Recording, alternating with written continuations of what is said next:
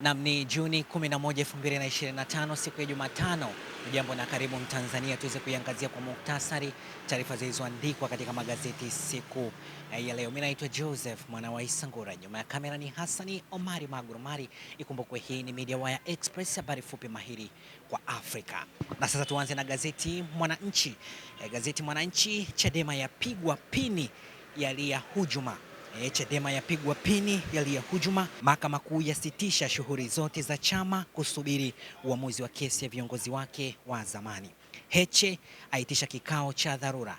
Wadai ni njama za kukihujumu, wataja maeneo yanayolengwa. Ni habari katika ukurasa wa 4. Lakini hapa kuna taarifa ya Chadema ambao wao wamesema uamuzi unachochewa zaidi na shinikizo la kisiasa badala ya msingi ya kisheria tu. Haki Chadema inachukulia hatua hizi kama ni ishara hatari ya kuporomoka kwa demokrasia nchini. Hii ni taarifa ya Chadema ambapo wanasema Chadema yapigwa pini yalia ni hujuma.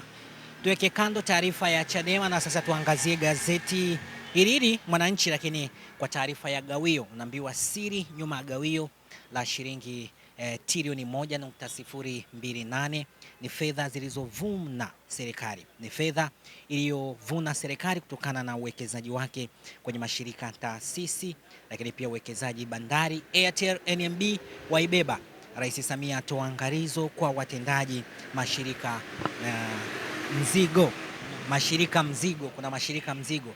Unaambiwa shilingi bilioni 767 ndio kiasi cha fedha ambacho serikali ilipata kama gawio kutoka kwenye taasisi zenye hisa kwa mwaka 2024. Minyukano yashika kasi, mikutano ya Chadema na CCM. Minyukano yashika kasi, mikutano ya CCM na Chadema.